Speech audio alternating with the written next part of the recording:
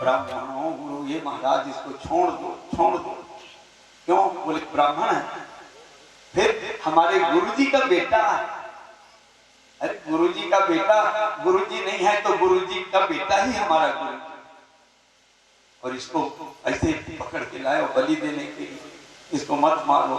देखो कितना अच्छा मारा, जिसके 5 बेटाओं को मारा है हत्यारा पकड़ के लाया। और द्रौपदी कहती है छोड़ दो, छोड़ दो इसको। अब भीम कहते हैं मारो इसको। छोड़ो मत, छोड़ दोगे तो और बच्चों को भी मारे मत। नकुल कहते हैं मारो, सहदेव कहते हैं मारो, 3 जने तो कह रहे मारो। और द्रौपदी कह रहे छोड़ दो। और युधिष्ठिर महाराज को कुछ आप क्या कर रहे हो महाराज? द्रौपदी युधिष्ठिर जी बोले द्रौपदी जब कह रही है छोड़ दो तो भाई छोड़ दिया जाए। अब 2 वोट तो छोड़ दिया जाए और 3 वोट मार दिया जाए। अब भगवान से पूछे श्री कृष्ण से कि प्रभु आप क्या कह रहे हो? आपके ऊपर में हार जीत है, एक ही वोट आप कह दो। श्री कृष्ण वाच, भगवान श्री कृष्ण बोले हम तो दोनों कहते हैं मार भी दो और छोड़ दो। ले ये भगवान की वाणी है, मार भी दो छोड़ दो। अर्जुन समझ गए ब्राह्मण का शरीर दंड नहीं लिखा है कोई शास्त्र। ब्राह्मण अगर गलती किया तो बोल दो महाराज हमारे गांव में कभी मत आना, हमारे घर में कभी पांव मत रखना, यही उसके लिए मृत्यु दंड है। आश्रम में ब्राह्मण बालक पढ़ने जाते हैं, गलती करते हैं तो हम बाहर कर देते हैं, और कभी आश्रम में मत आना, यही उसका मृत्यु दंड है। और ब्राह्मण के लिए शरीर दंड नहीं है, इसलिए भगवान बोले कि मारो मत, छोड़ दो। लेकिन छोड़ो भी मत, इसका मतलब क्या? अश्वत्थामा की यहाँ मणि लगा हुआ, उस मणि को निकाल लो और अपमानित करके बाहर कर दो। अर्जुन समझ गए, अपने धनुष बाण जो होता है ना, बाण के आगे में लोहा रहता है, लोहे से मणि को निकाल लिए और मणि के निकलने से अश्वत्थामा निस्तेज हो गया, उसका तेज जो है हीन हो गया, तेज से रहित हो गया। ब्रह्म तेज जन्मना जायते शूद्र, जन्म से सब शूद्र हैं, लेकिन संस्कार द्विजुच्यते, संस्कार होने से द्विज होता है। वेदाभ्यास भवेत् विप्र, वेद पढ़ता है तो विप्र होता है। और ब्रह्म जानाति ब्राह्मणा, जब ब्रह्म धारण करता है, ब्रह्म यज्ञ पवित्र धारण करता है तो क्या वेद पढ़ता है तो क्या होता है? ब्राह्मण होता है। और ब्राह्मण सबके लिए वंदनीय है, ब्राह्मण पूजनीय है। ब्राह्मण श्राप देवे, ब्राह्मण मारे तो सापत्कारत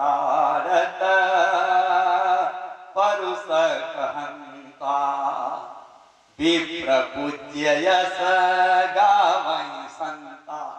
सब संत कहते हैं ब्राह्मण श्राप देवे, ब्राह्मण मारे तो भी ब्राह्मण पूजनीय है। भगवान स्वयं पूजा करते हैं, इसलिए भगवान का नाम नमो ब्रह्मण्य देवाय, गो ब्राह्मण हिताय च जगत हिताय कृष्णाय गोविंदाय नमो। ब्राह्मण को भगवान ने मुख से बनाया, मुख से बनाया। भागवत में तो 5वें स्कंद में लिखे है ब्राह्मण यदि पतित हो गए, पतित ब्राह्मण भी पूजनीय है, उसको भी खिलाओगे तो भगवान का पेट भर जाए।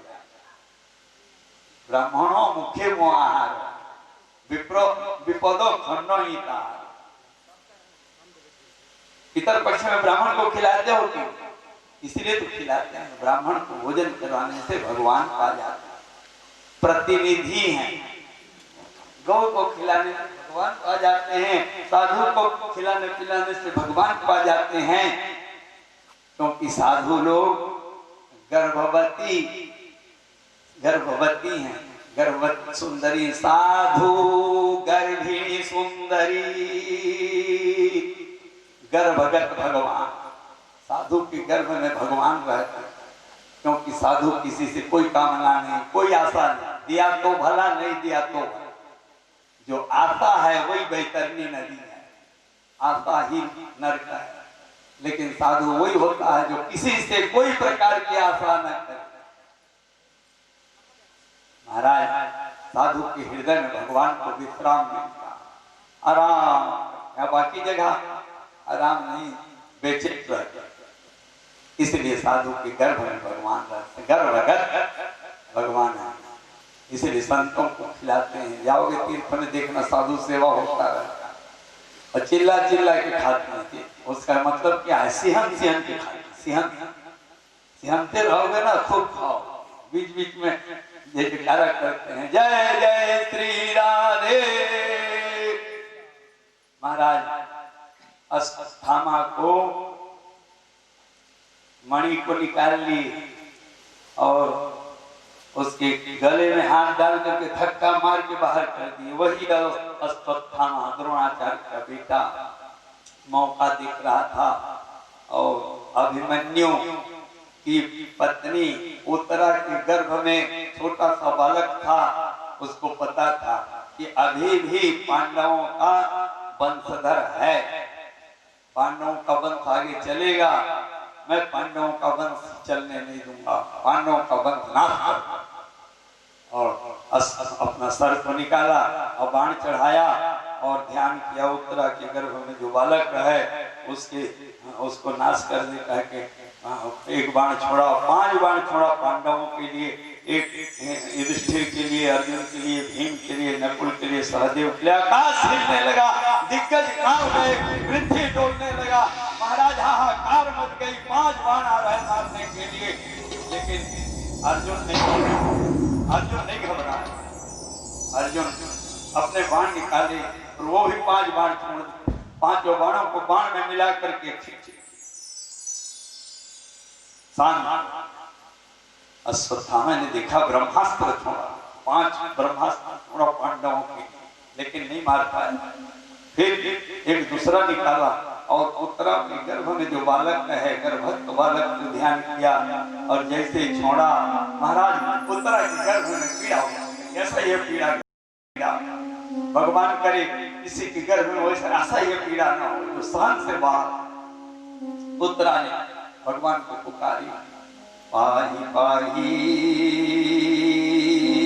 महायोगी देवदेव जगत्पति नान्यं त्वं अभयं पत्नी यत्र मृत्युः परस्परम्। हे भगवान, मेरी रक्षा करो या न करो, लेकिन मेरे गर्भगत बालक की रक्षा कर दो। दोनों की मृत्यु उपस्थित हो गई, मैं तो मर जाऊंगी, मेरे को कोई चिंता नहीं, लेकिन मेरे गर्भ में जो बालक है वो बालक पांडवों के वंशधर होगा। अगर ये बालक मर गया तो पांडवों का वंश नाश हो जाएगा। इसलिए हे प्रभु, उत्तरा कह, अभिमन्यु की धर्म पत्नी उत्तरा कह रही, हे प्रभु मैं शरण में हूँ, मैं शरण में हूँ, पाहि पाहि, मैं शरण में हूँ, मैं शरण में हूँ, मेरी रक्षा करो या न करो, मेरे गर्भ के बालक की रक्षा करो। भगवान वहीं पर प्रकट रूप में थे।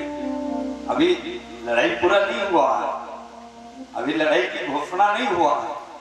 महाराज भगवान छोटा सा रूप लिए, इतना बड़ा रूप, अंगूठे के कोर के समान रूप लिए, असंख्य चक्र गदा पद्म धारण किए हुए हैं, चतुर्भुज रूप में, पीतांबर पहने, कौस्तुभ माला और नाक के रास्ते से भीतर को, और गर्भस्थ बालक जो है ना वही परीक्षित है। उसको गदा को घुमा घुमा करके रक्षा कर रहे हैं। और वो ब्रह्मास्त्र जो है देख रहा है, कब मौका मिले तो मारूंगा, कब मौका मिले तो मारूंगा। वो भी निष्फल नहीं जाएगा। द्रोणाचार्य का बेटा को दिया था, बेटा ये निष्फल नहीं जाएगा। 10 महीना 10 दिन तक भगवान गदा को घुमा रहे हैं और वो अस्त्र भी देख रहा है, मौका मिलेगा तो मारो। ये कथा यही याद रखना, ये कथा यही छोड़ दिए, फिर दूसरा कथा होगा। भगवान कुंती माँ के पास, कुंती जो है वसुदेव जी की बहन है। वसुदेव जी 10 भाई थे और 5 बहन थी। बड़ी बहन का नाम था पृथा। तो वसुदेव जी के एक मित्र थे कुंती भोज राजा, उनकी बेटी नहीं थी। तो अपने मित्र से बोले, वसुदेव जी से, पिताजी से बोले कि मित्र, मेरे कोई बेटी नहीं है, इसलिए मेरे को एक बेटी दे दो तो मैं भी कन्यादान दूंगा। तो 5 बेटी थी, बड़ी बेटी को कुंती भोज राजा को दे दिए, तो उसका नाम कुंती पड़ा। उसका नाम था पृथा। कुंती माँ वो बचपन से ही माता पिता का सुख नहीं मिला, माता पिता से अलग हो गई, गोद में दे दिए। देते हैं, गोद में देते हैं, सुने हो कि नहीं जानते? अरे जिसका बाल बच्चा नहीं रहता ना, तो अपने भाई के बेटा बेटी को, अपने मित्र के बेटा बेटी को, अपने दोस्त यार के बेटा बेटी को, अपने बहन के बेटा बेटी को गोद में दे, तो बिना रजिस्ट्री के सब संपत्ति उसका हो जाता है। लिखा पढ़ी नहीं करोगे तो भी उसका हो जाएगा, लेकिन प्रमाण रहना चाहिए कि गोद लिया। सरपंच से पूछेंगे, गांव में जो वो मुनादी करने वाला होता है ना, क्या बोलते हैं उसको, गणोई, हाँ, वो चौकीदार से पूछेंगे कि गोद लिया, वो एक जने कह देगा तो सब संपत्ति उसका हो जाएगा, जज भी फंस।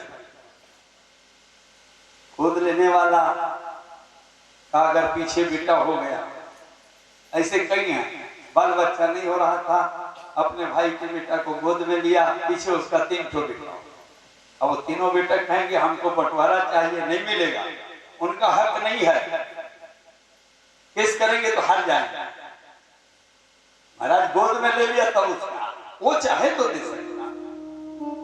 बोल वृंदावन बिहारी लाल की। तो कुंती जन्म हुई, माँ बाप का सुख नहीं मिला, अब वहां गई तो नाम बदल गया, कुंती भोज हो, कुंती भोज की बेटी हो कुंती हो। अब विवाह का जो जोग आया, तो विवाह का जो पति का सुख नहीं, पति का सुख, विवाह होगा तो पति मर जाएगा, तो एक पेड़ से विवाह किया, अर्क विवाह, एक अर्क के वृक्ष से विवाह किए तो अर्क का वृक्ष मर गया। अर्क भी होता है, और ज्यादा तुम्हारे परिवार में सब खोजबीन करते। अब विवाह भी हो गया, पति कैसा मिला? जन्म से ही रोगी था, पांडु। पांडु एक रोग का नाम है, पीलिया, भगवान करे किसी को ना हो। पांडु राजा को जन्म से ही पीलिया रोग था, क्योंकि इनका जब गर्भधान हुआ तो ये डर गई, गर्भधान के समय डर गई, तो डरने से माता को शरीर पीला पड़ जाता है, तो बालक जो हुआ वो पीला पड़ गया, पीलिया रोग हो गया। पीलिया का पेशेंट पांडु राजा रोज बैठ आते हैं अश्विनी और कुमार स्वर्ग से, और बोतल चढ़ाते हैं, इंजेक्शन देते हैं, टेबलेट खिलाते हैं, तब बचे। और उनको इतना था कि पत्नी को काम भाव से देखोगे तो तुम भी मर जाओगे। पांडु महाराज जी की 2 पत्नी थी, एक कुंती, एक माद्री। एक दिन माद्री को रजस्वला हुआ था और उसका रूप करोड़ों गुना बढ़ गया था। उस समय पांडु ने काम भाव से देख दिया, पांडु महाराज जी का सिर फट गया, पांडु महाराज मर। ले विवाह तो हुए, लेकिन बाल बच्चा हुआ नहीं, और जवान अवस्था में विधवा। वो तो दुर्वासा जी महाराज जी ने मंत्र दिया था, वो मंत्र के प्रभाव से बिना विवाह हुए एक बच्चा हुआ, जो लोक लज्जा के भय से पेटारी में भर के बहा दिए, वो कर्ण। पीछे फिर कुंती ने 3 देव को स्मरण किया, धर्मराज को स्मरण किया तो युधिष्ठिर महाराज हुए, पवन देवता को स्मरण किया तो भीमसेन हुए,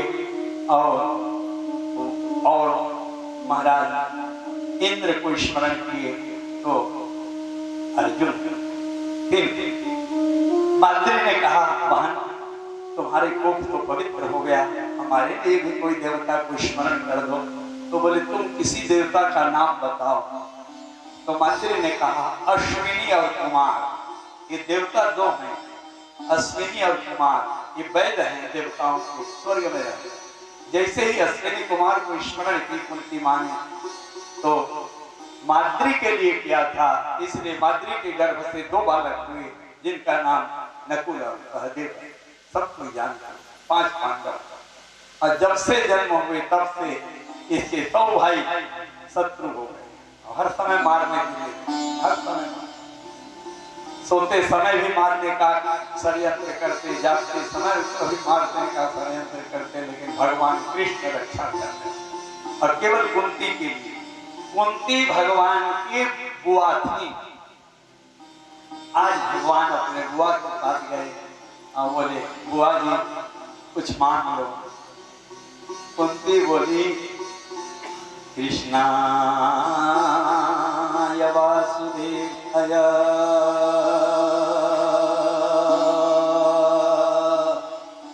देवकी नंदनाय च नंदगोपकुमाराय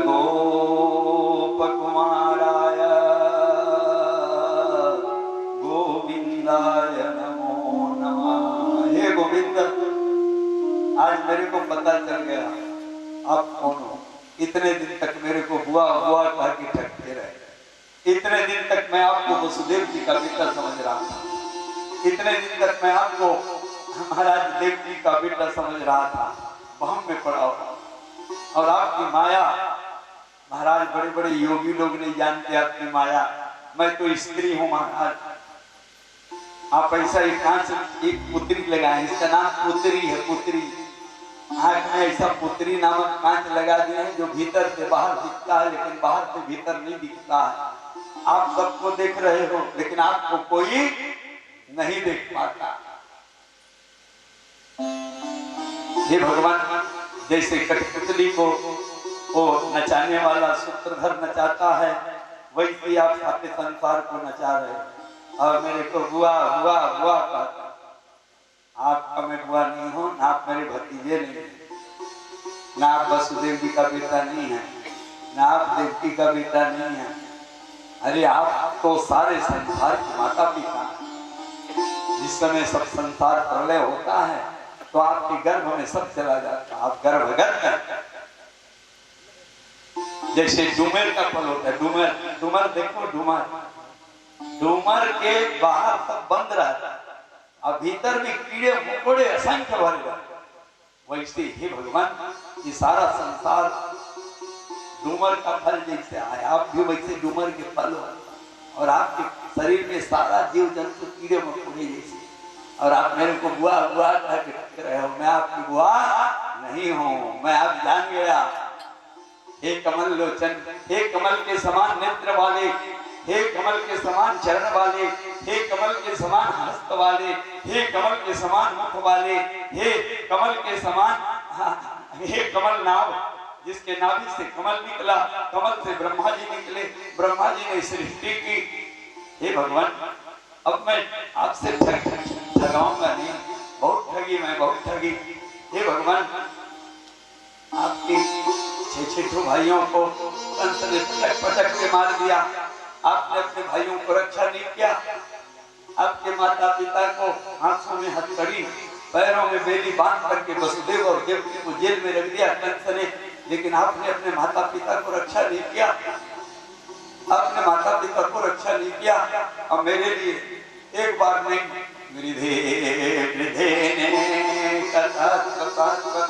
हजार बार कहाँ तक कहूं, कपट के जुए की बातें खिलवा करके 12 वर्ष का वनवास किया।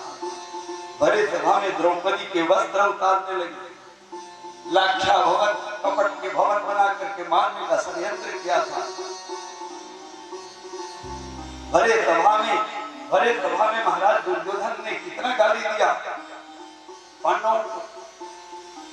12 वर्ष के वनवास में ऐसा एक दिन नहीं रहा जो करते नहीं पड़ा। दुर्योधन चाहता था 12 वर्ष के वनवास के भीतर में, अवधि में, जंगल में इनको मार डालूंगा। हिडिंबा राक्षसी को भेजे, दुर्वासा जी के श्राप को मारने का षड्यंत्र किए। कितना षड्यंत्र नहीं किया, लेकिन हे गोविंद, आपके रहने के कारण मेरे बेटाओं को कुछ नहीं हुआ। भीम को जहर खिला दिए लड्डू में, लेकिन मेरा बेटा नहीं मरा। मेरे बेटाओं को बंद कमरे में दिए। जान भागने का दरवाजा नहीं था, घुसने का दरवाजा तो था, निकलने का दरवाजा नहीं था। आग लगा दिए, लेकिन मेरे बेटाओं को आपने रक्षा किया। हे गोविंद, मैं कहाँ तक कहूँ, एक दो उपकार रहे तो कहूँ, सारा जीवन आपने उपकार किया। और आप कहते हो बुआ का, आपकी मैं बुआ नहीं हूँ, आप मेरे माता पिता हैं। हे गोविंद, मैं आपकी शरण में हूँ, मेरे नेत्र खुल गए आज। इतना दिन तक मैं अंधी थी, ये आंख से नहीं देख रही थी, लेकिन आज मेरा दिव्य दृष्टि खुल गया। हे गोविंद, आप जगत के माता पिता हो, मैं भी जगत में हूँ, मेरे भी माता पिता हो, मैं शरण में हूँ। भगवान बोले बुआ, ये व्यर्थ की मत करो, वरदान मांग लो, कुछ मांग लो। मैं भगवान को मांग लो। आज कुंती रोने लगी और क्या बोली, आंचल फैला ली, ऐसी आंचल फैला लिया, बोली विपदा सन्तु नः सस्वा तत्र तत्र जगद्गुरो भवतो दर्शनं यस्या पुनर्भवदर्शनम। हे गोविंद, अगर देना चाहते हो तो मेरे को विपत्ति दो, और इतना विपत्ति दो, इतना विपत्ति दो, इतना विपत्ति दो, एक तो विपत्ति खत्म ना हो रहे, दूसरा विपत्ति, दूसरा खत्म ना हो रहे, तीसरा विपत्ति दो। भगवान बोले बुआ, तुम्हारी बुद्धि खराब हो गई, इतना दुख पाए, इतना दुख पाए, जन्म से ही तो दुखी पाए, सुख तो कभी मिला ही नहीं, सुख सपना में भी नहीं देते हो, फिर भी कर दुख देते। कुंती बोली आपके दर्शन से ही तो आप भवदर्शनम, माने जन्म मृत्यु के चक्कर से मुक्त हो जाता। हे गोविंद, मुझको वो सुख नहीं चाहिए जिससे भगवान को भूल जाओ। सील पड़े वो सुख पे जो नाम हरि का जाए, बलिहारी वो दुख को पल पल नाम रखा।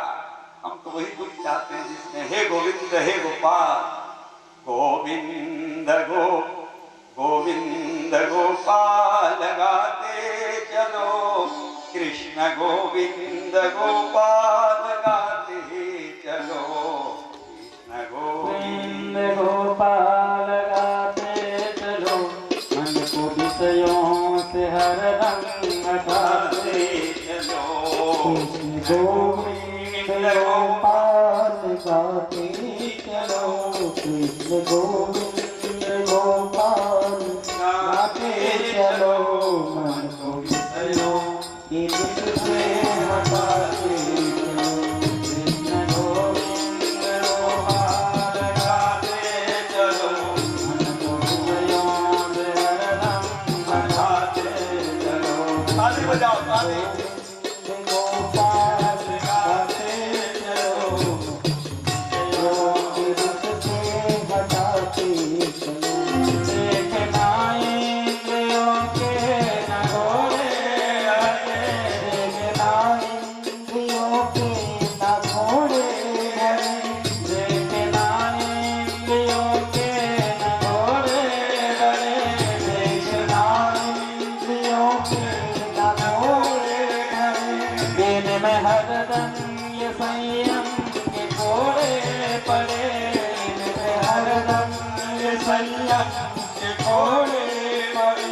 अपने रथ को सुमारक बनाते चलो, अपने रथ को सुमारक चलाते चलो, कृष्ण गोविंद गोपाल गाते चलो, कृष्ण गोविंद गोपाल गाते चलो।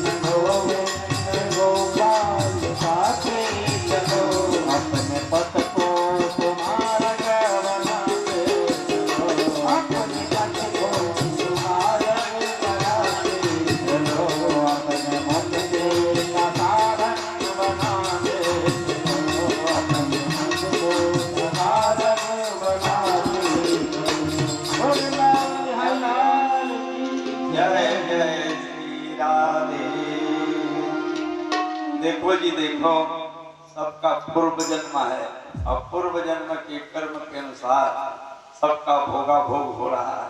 कुंती जो थी ना पूर्व जन्म में योगिनी थी, सिद्ध थी और कुछ कारणवश इनको मानवी होना पड़ा। तो पांडवों के वंश में पुरु जजाति के बड़ा बेटा जदु जो था, जदु के वंश में जब अवतार लेकर के महाराज जी लगे। इस तरह कुंती माँ ने भगवान को जो स्तुति की है, भागवत में 84 स्तुति है, 84, और सब स्तुति अपने अपने जगह में बहुत महिमा। कुंती माँ ने भगवान की स्तुति की, भगवान ने भक्ति का वरदान दिया और कुंती माँ अपने दिव्य लोक को प्राप्ति हुई। इधर भीष्म पितामह सरसज्जा में सोए हुए हैं, 52 दिन हो गया, 52 दिन हो गया सरसज्जा में सोए। धनुष का ही महाराज बिस्तर लगा और धनुष का ही सिरहाना लगा और धनुष के आगे नुकीला जो रहता है ना वो चुभ रहा, रक्त की नदी बह, लेकिन वो कमल उदास नहीं है। और उत्तरायण आ गया, माघ महीना का। महाराज जब सूर्य भगवान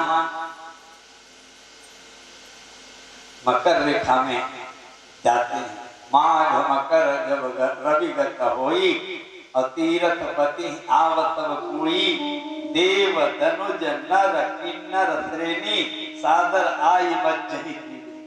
वही मकर गत जब हुआ, मकर संक्रांति हुआ, सूर्य नारायण भगवान हम मकर रेखा में गए तो अर्की पड़ा। उसी समय भीष्म पितामह सोचे मैं शरीर छोड़ूंगा, और जैसे स्मरण किए वैसे ही भगवान पांडवों को द्रौपदी को लेकर के वहां आ, क्योंकि प्रतिज्ञा की।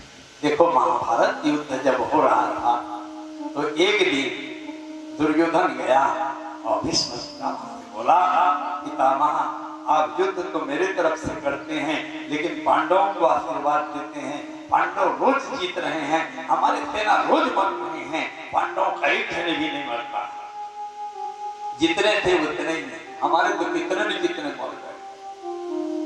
भीष्म पितामह जोश में आ गए और बोले कल मैं पांडवों को मारूंगा, पांडव को मारूंगा। पांडव नाम था अर्जुन, प्रतिज्ञा कर दी अर्जुन को पांडव को मारूंगा बोले ना। दुर्योधन आनंद हो गया, जानते हैं पितामह का प्रतिज्ञा भीष्म पितामह ने सिखलाया किसे प्रतिज्ञा कहते हैं। जो वचन दे दिए तो दे दिए, जैसे शरीर से आत्मा निकल जाती है तो नहीं आती है, वैसे महाराज भीष्म पितामह दुर्योधन की धर्म पत्नी भानुमती को बोले रात को 12 बजे आना, तुमको अखंड सौभाग्यवती का वरदान दूंगा। तो रात के 12 बजे भगवान श्री कृष्ण द्रौपदी को लेकर चले गए। जो वरदान दुर्योधन की पत्नी भानुमति को मिलना था उसको भगवान ने, वो दुर्योधन की पत्नी भानुमति को मिलना था उसको युधिष्ठिर महाराज की पांडव की पत्नी द्रौपदी को दिला दिया। रात के समय 12 बजे रात को द्रौपदी को लेकर जा रहे हैं। पितामह शिविर चप्पल द्रौपदी का पादुका जो है चट चट बजने लगा। भगवान बोले द्रौपदी चरण पादुका को निकाल दो, हमारे पीताम्बरी में दे दो। महाराज द्रौपदी के पीताम्बरी को, चरण पादुका को भगवान अपने पीताम्बरी में और दुपक करके रात को गए। और जैसे दरवाजा में पहुंचे तो भगवान तो दरवाजा में रह गए और द्रौपदी को बोले जाओ भीतर में जाओ और प्रणाम करना, और प्रणाम करोगे तो आशीर्वाद देंगे, अखंड सौभाग्यवती भाव कहेंगे तो पूछना कि कल युद्ध के मैदान में प्रतिज्ञा की हो पांडव को मारने का, वो सत्य है ना? अभी जो आशीर्वाद दे रहे हो वो सत्य है, पूछ ले। अब तो द्रौपदी गई और भीतर में जैसे गई तो भीष्म पितामह भगवान का नाम जप कर रहे हैं। दिन भर तो युद्ध करते हैं, रात को भगवान का नाम। द्रौपदी गई, जैसे ही प्रणाम की भीष्म पितामह बोले अखंड सौभाग्यवती हो। वो समझ रहे हैं कि ये दुर्योधन की पत्नी भानुमति आई है। उसको बोले थे ना रात को 12 बजे, देखिए 12 बज रहा है, आके जैसे प्रणाम की बोले अखंड सौभाग्यवती। अब द्रौपदी उठी बोली आप प्रतिज्ञा किए हैं कल पांडव को मारूंगा, अब पांडव तो मेरे पति का नाम है, तो ये प्रतिज्ञा सही है न? कल युद्ध के मैदान में वो सही है। अरे द्रौपदी तू कैसे आई यहाँ? बोली पैदल आई महाराज। नहीं पैदल तो आए, लेकिन तो अकेली तो आ नहीं सकती, पांडवों की बहू है, अर्धरात्रि में कुल की वधू, इतना दूर कोई बाहर है क्या? बोले हाँ द्वारिकाधीश है। ओहो विश्व पितामह बोले कृष्णा त्वदीय पद पंजर पिंजरांते अद्येव मे विसतु मानस राजहंस प्राणापयान समये कपपीतवातैः कंठावरोधन गतो स्मरणं कुतस्ति।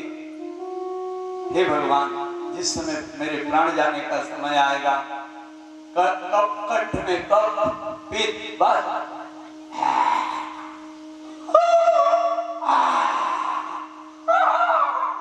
गड़गड़ गड़गड़ करता है कि कंठे घुरघुराए, उस समय भगवान का क्या स्मरण करूंगा? इसलिए हे नाथ, मेरा प्राण जाने के समय ऐसी रूप बना के आना, दर्शन देना, प्रतिज्ञा की।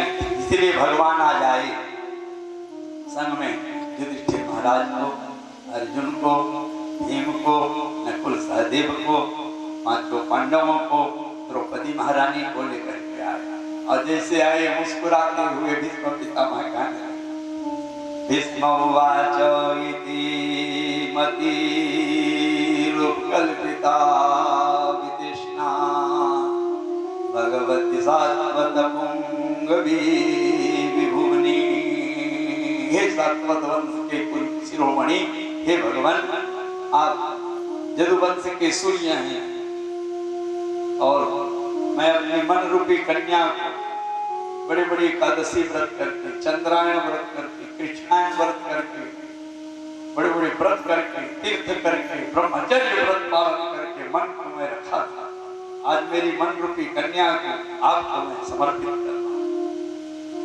और भगवान को 11 श्लोकों में स्तुति किए और अपने शरीर को वैसे ही त्याग दिए।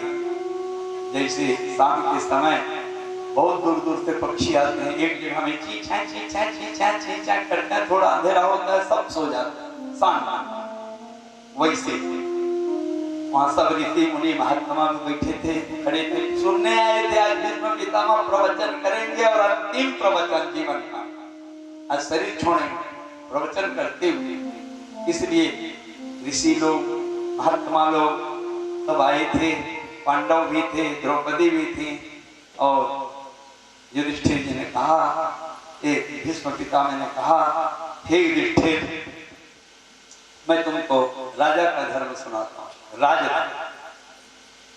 मैं तुमको गृहस्थ का धर्म सुनाता हूँ, गृहस्थ का धर्म। मैं तुमको ब्रह्मचर्य धर्म सुनाता हूँ, ब्रह्मचारी का धर्म, वानप्रस्थ का धर्म, संन्यास का धर्म, दान धर्म, भक्ति का जो, भक्ति जो, ज्ञान जो, कर्म जो, और अंतिम में बोले स्त्री का धर्म सुनाता हूं। और जैसे ही स्त्री धर्म सुनाता हूं बोले, उसी समय द्रौपदी भीष्म पितामह बोले द्रौपदी तो मेरे सामने में आज तक तुम्हारी सास कुंती भी नहीं हंसी थी, ऐसा दांत दिखा। मेरे सामने में तुम्हारी सास माद्री भी नहीं हंसी थी, आज तुम मेरे सामने में दांत दिखा के हंस रहे हो। हंसने में भी फर्क होता, दांत मत दिखाओ, हंसो तो वो हंसी गजब की, और दांत दिखा के हंसना माने परिहास करना। द्रौपदी तुम हमारे कुल की वधू हो और मैं तुम्हारा ससुर ही नहीं, तुम्हारे ससुर का भी मैं गुरु, और मेरे सामने में तुम दांत दिखा कर हंस रही हो। द्रौपदी बोली, पितामह याद है जिस समय दुशासन ने मेरे आंचल को पकड़ करके वस्त्र हरण कर रहा था, मुझको निर्वस्त्र कर रहा था, मैंने पुकारा, आप कहां थे उस समय? अभी स्त्री धर्म का प्रवचन कर रहे, उस समय क्यों नहीं बोले? चुपचाप क्यों रहे? एक बार बोल देते कि दुशासन ऐसा नहीं होना चाहिए, हमारे कुल की वधू है, इसका वस्त्र हरण मत करो, तो दुर्योधन का आदेश पालन नहीं किया गया हो, दुशासन हमारे आंचल को नहीं पकड़ा होगा, भरे सभा में हमारे पति के आगे में हमारे वस्त्र हरण कर रहे थे और उस समय चुपचाप रहे, और अभी मरते समय प्रवचन कर रहे। महाराज जैसे सुने जिसमें पिता रोने, आज तक कभी रोए नहीं थे, लेकिन हिलक हिलक के रोने लगे, ऐसे रोने लगे। अब बोले, द्रौपदी मैंने जीवन में पाप नहीं किया था, जीवन में कभी पाप नहीं किया था, लेकिन आज 52 दिन हो गया, सर के सज्जा में सोया, मेरे शरीर में जितना रक्त था बह गया, यही पाप हो गया कि भरे सभा में मेरे कुल की बहू का वस्त्र हरण हो रहा था, मैंने बोला नहीं, वही पाप बन गया। और तुमने अच्छा किया, आज अपने मन की बात को बोल दिया ना, मेरा पाप कट गया।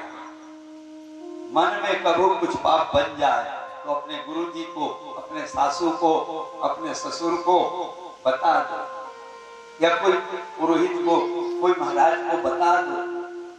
बता देने से पाप कट जाता है। पाप को रखे रहोगे तो अगले जन्म में भी मुरब्बा बन जाएगा। आंवला को रख दोगे तो क्या बनता है? मुरब्बा। आम को रख दोगे आम का अचार बनता है। वैसे पाप को छुपाओगे तो वही बड़े बड़े रोग बन जाते हैं। हम कहेंगे हम तो पाप नहीं किए, कैसा रोग हुए? अरे कोई जन्म में पाप किए हो, छुपा के रखे हो, इसलिए गुप्त रोग हो जाता है। गुप्त पाप ही गुप्त रोग बनता है।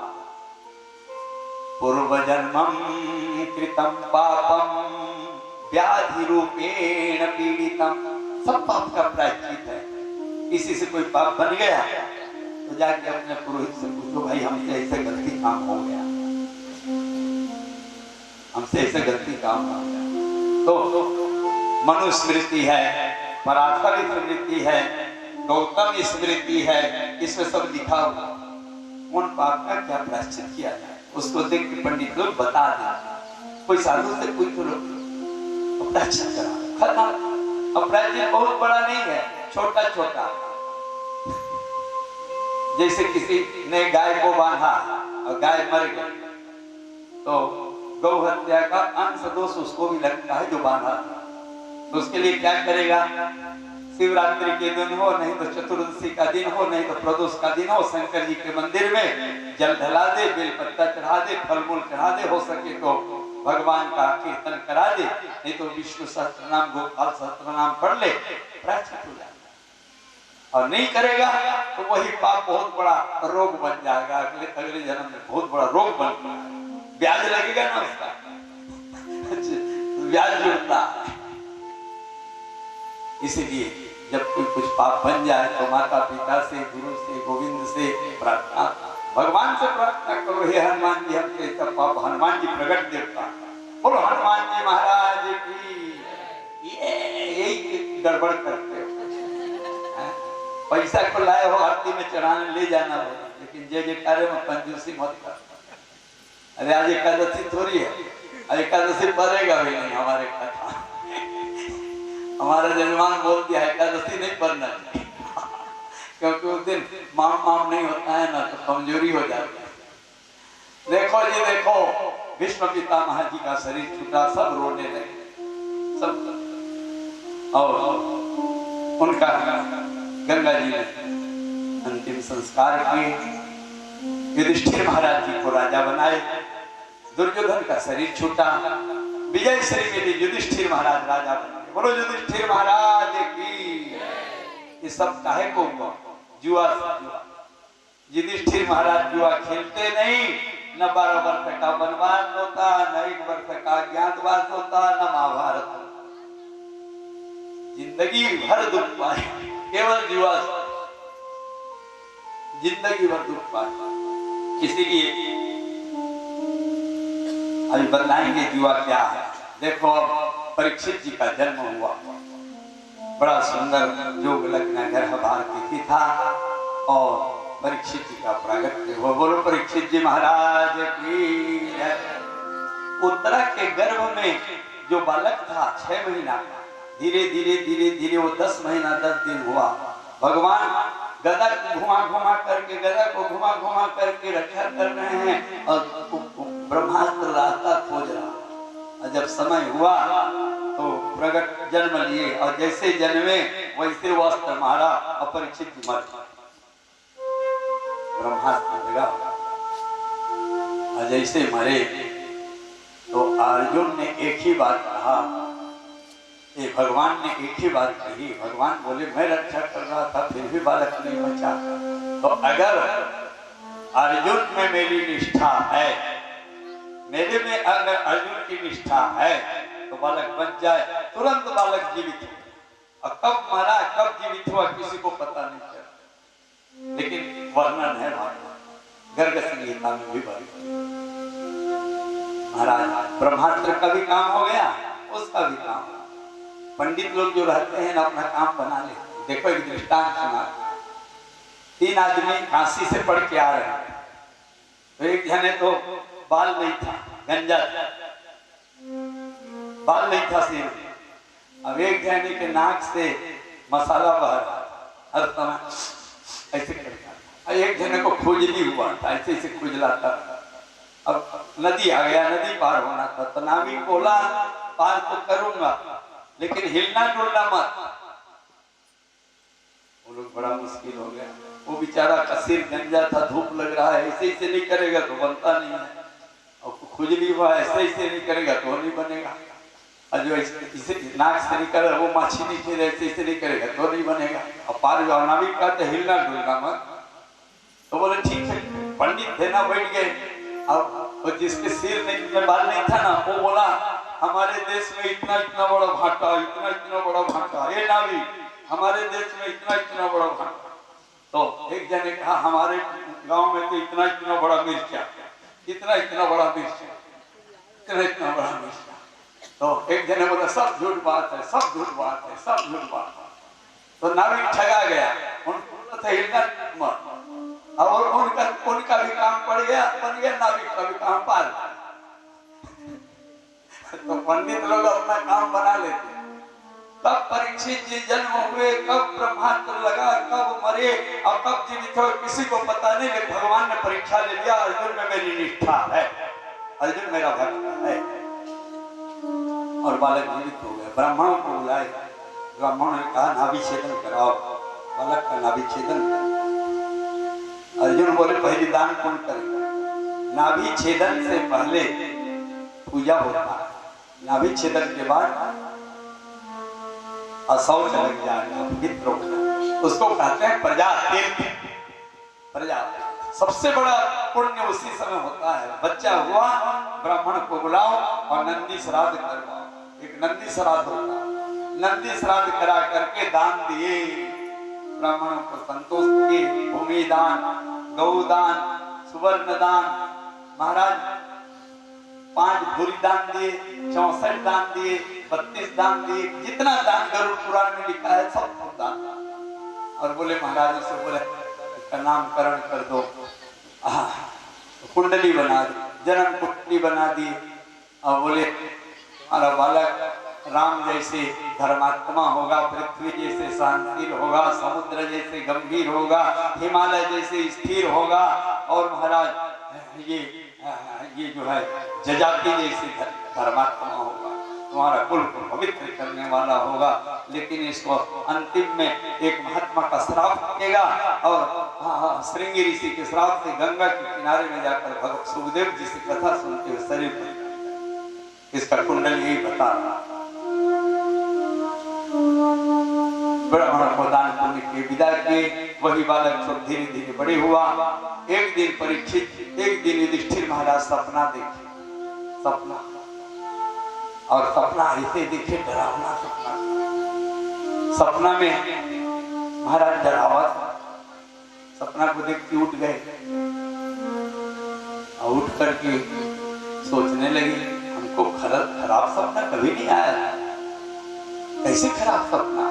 और घर से निकले तो उल्लू का पक्षी चिल्ला रहा, और आंगन को निकले तो कुत्ता मुंह को ऊपर करके फूंक रहा। बाई आंख फड़क रही है, बाई भुजा फड़क रही है, बाया छाती फड़क रहा है। युधिष्ठिर बोले क्या हो रहा है? रात भर सोए नहीं, सुबेरे हुआ, सूर्य भगवान उदय हुए, निस्तेज दिख रहा है सूर्य में तेज नहीं दिख रहा। भगवान युधिष्ठिर महाराज अर्जुन को बोला, अर्जुन हमको लग रहा है भगवान श्री कृष्ण द्वारिका में हैं, उनको कुछ विपत्ति पड़ गया, तुम जल्दी से जाओ, वो हमारे प्राण हैं, हमारे मित्र हैं, हमारे सब कुछ हैं, वो मेरा भाई है, इसलिए तुम जाओ और पता लगाओ। अर्जुन जो बोला, गांडीव धनुष को पकड़ा, द्वारिका चला गया। उधर भगवान अपने इच्छा से ब्राह्मणों से श्राप दिला दिए अपने वंश को, और अपने ही वंश को अपने इच्छा से जदुवंश को नाश करा दिया। और पीपल के वृक्ष में आराम कर रहे थे, ज्यादा तबर ने आया, सर काट दिया चरणों में। और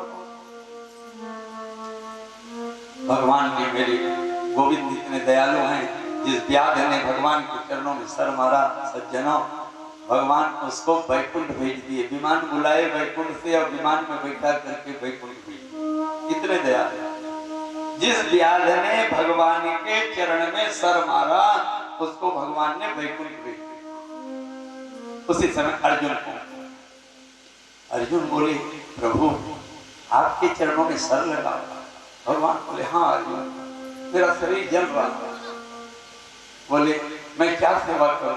भगवान बोले, मेरे को थोड़ा आलिंगन कर लो, स्पर्श कर। जैसे ही अर्जुन ने स्पर्श किया, भगवान आधा बल को ले लिए, अर्जुन को आधा बल दे रखे, इसलिए अर्जुन का नाम है द्वितीय कृष्ण। फाल्गुन महाराज भगवान ने आधा बल दे दिया। अर्जुन को बोला, अर्जुन आज से ठीक 7वें दिन द्वारिका जल से डूब जाएगा। ये मेरे 16,108 पत्नियां, इनको लेकर के इंद्रप्रस्थ चली जाना, और मैं एक रूप से शरीर छोड़ूंगा, और कलियुग में जगन्नाथ के रूप में वहां जगन्नाथपुरी में रहूंगा, और एक रूप से अपने धाम को जाऊंगा। इस प्रकार अर्जुन को बता दिए, और भगवान अपने लीला करने लगे। अर्जुन 16,108 पत्नियों को लेके आए। रास्ता में भगवान श्री कृष्ण ही 16,108 असत गो माने भीलों का रूप बना के आए, और अर्जुन के साथ में युद्ध करने लगे। वही अर्जुन पांडवों को विजय दिलाया था, वही अर्जुन महाभारत युद्ध में गांडीव लेके लड़ता था, लेकिन आज भीलों से हार गया। समय बड़ा बलवान है। वही अर्जुन महाभारत युद्ध में जीता, लेकिन भीलों से हार गया। भील समझता ना, भील जंगल में रहते। महाराज 16,000 पत्नी को भगवान अपने पत्नी को अपने ही ले गए, भीलों ने ले लिया, भगवान ही भील बन के आए। असत गोप का भेद बना करके भगवान ही आए, और अपने पत्नियों को लेकर अपने धाम को गए। इधर अर्जुन निस्तेज होकर के वापस आए। युधिष्ठिर महाराज भीमसेन को बुला के बिठाए, पूछ रहे हैं, भीमसेन तुम्हारा भाई गया है द्वारिका, अभी तक पता नहीं क्या हुआ। उसी समय अर्जुन आ गया। अर्जुन के दिखे, अर्जुन तुम्हारा ये हाल है, तुम्हारा शरीर एकदम हड्डी हो गया, तुम्हारे आंख भीतर घुस गए, आंखों में चिपड़ा आ गया, तुम्हारा पेट पीठ में लटक रहा है, तुम्हारा शरीर उल्टा हो गया है। क्या तुमने बहुत बड़ा पाप कर दिया क्या? अर्जुन रोने लगे। अर्जुन बोले, अर्जुन बोले, वंचितो हम महाराज हरिना बंधु रूपिना। हे भगवान, हम वंचित हो गए। भगवान हमारे मित्र थे, हमको छोड़ करके द्वारिका से वो अपने धाम को चले गए, हमको पता नहीं चला। देखो तो जिन भगवान कृष्ण की कृपा से मैंने द्रौपदी को जीत के लाया था, लक्ष्य मत्स्य विधन करके लाखों राजाओं के बीच में मैंने चक्र में घूमते हुए मछली के बाईं आंख में निशाना लगाना था। बड़े बड़े राजा नहीं लगा पाए, मैंने लगाया। केवल श्री कृष्ण की कृपा से मैंने द्रौपदी को जीत के लाया। जिन भगवान श्री कृष्ण की कृपा से मैंने पांडवों को छक्के छुड़ा दिए महाभारत युद्ध में, भीष्म पितामह के छक्के छुड़ा दिए, द्रोणाचार्य, कृपाचार्य, भीष्म सबका छक्का छुड़ा दिया। आज वो गोविंद नहीं रहे। जिन भगवान की कृपा से मैंने महाराज, जिन भगवान की कृपा से मैंने 12 वर्ष वनवास में पांडवों को रक्षा किया, 1 वर्ष अज्ञातवास में महाराज मैंने रक्षा किया, वो भगवान हमको रक्षा किया। आज वो भगवान नहीं रहे अपने धाम को। रोने लगी युधिष्ठिर महाराज, बोली अब इस पृथ्वी में रहने लायक नहीं है, कलियुग आ गया, कलियुग आ गया। परीक्षित जी को राजा बना दिया और परीक्षित जी का विवाह करा दिया उत्तर कौशल देश की रानी इरावती के साथ में महाराज विवाह। 4 बेटा हुए परीक्षित जी। बड़ा बेटा का नाम जन्मेजय, दूसरा बेटा का नाम इंद्रसेन, दूसरा बेटा का नाम वीरसेन, तीसरे के नाम भीमसेन, चौथा के नाम उग्रसेन। 4 बेटा। युधिष्ठिर महाराज सन्यासी का रूप बना लिया। द्रौपदी देखी पति सन्यासी बन गए, वो भी सन्यासी नहीं बन गए। अर्जुन देखे भैया भाभी सन्यासी, भैया और धर्म पत्नी भी सन्यासी बन गए, तो वो भी सन्यासी। 5 भाई और धर्म पत्नी द्रौपदी सब सन्यासी बन के हरिद्वार में गए, गंगा जी में स्नान किए और हम सबका दर्शन किए और बद्रीनाथ नारायण का दर्शन किए और स्वर्गारोहण किए। पहले द्रौपदी का शरीर पिघलने लगा, फिर नकुल का, फिर सहदेव का, फिर भीम का, फिर अर्जुन का, सबका शरीर पिघल गया बराबर। युधिष्ठिर लौट के नहीं देखे। जब सब चले गए तो विमान आई, पुष्प की वृष्टि हुई। युधिष्ठिर महाराज की जय। आओ महाराज विमान में बैठो, आओ।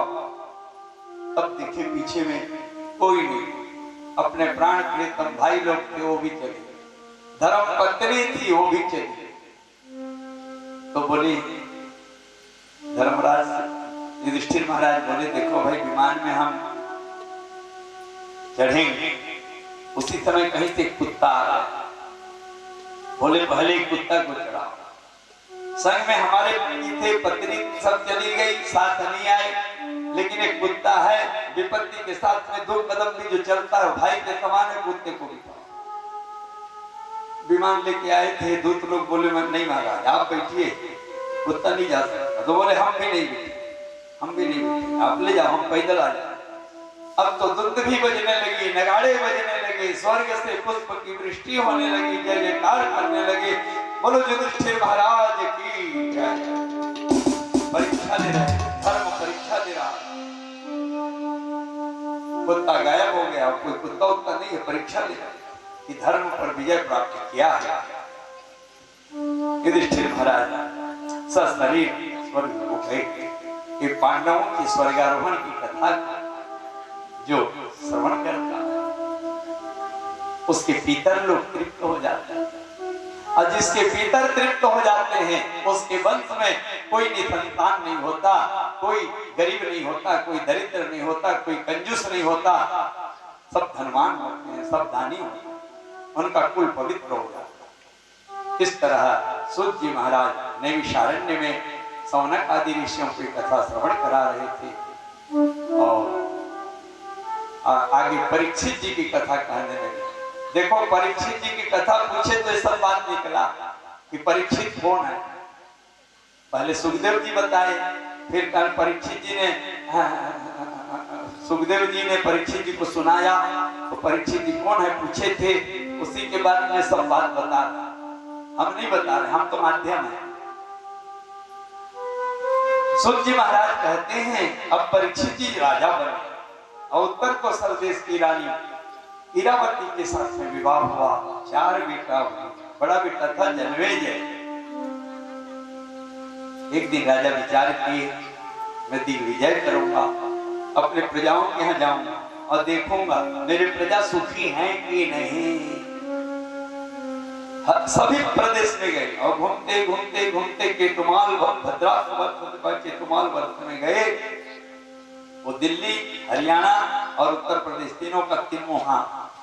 और जैसे वहां पहुंचे तो एक आश्चर्य घटना देखे, एक ठो गाय और एक ठो बैल और तीन तीन ठो पैर उनके नहीं है। एक पैर पे गाय खड़ी है, एक पैर पे बैल खड़ा है और गोबर भी छोड़ रहे हैं और मोत भी रहे डर। और एक राजा का सफेद बनाया है, काला काला कोट पहना है, लगाया है, दोनों हाथों में डंडा पकड़ा है और गाय और बैल को मार रहा है। परीक्षित जी से रहा नहीं गया, धनुष को निकाले, बाण निकाले, प्रत्यंचा चढ़ाया, बाण लगा करके अरे खबरदार खबरदार, अभी इस पृथ्वी में वंश अर्जुन का वंशधर मैं हूँ, मेरे रहते रहते ऐसा अन्याय नहीं होने दूंगा। जिस गाय से दूध खाते हो, जो बैल के हल चलता है, अन्न होता है, उस बैल को मार रहे हो, उस गाय को मार रहे हो। और गाय और बैल से पूछे तुम कौन हो, तुम खड़े क्यों हो, तुम्हारे तीन पैर किसने काटा, अरे भूखते क्यों, तुम्हारे ऊपर प्रहार हो, मूत्र गोबर त्याग कर रहे हो, मूत्र त्याग कर रहे हो। और मारने वाले से बोले तुमको छोड़ूंगा नहीं, तुम कौन है, आपने लगा डर। बोला महाराज मैं कलिजुग हूँ। बोले क्यों मार रहा, महाराज समझ गए, परीक्षित समझ गए, ये गाय इसलिए कुछ नहीं बोल रही, ये धर्म है। और ये गाय पृथ्वी है और बैल धर्म है। पृथ्वी माता भी कुछ नहीं बोलती है, उसमें पैर मारो, उसमें अनीति अत्याचार करो तो भी पृथ्वी कुछ नहीं बोलती, वो है मां। और धर्म स्वरूप है बैल।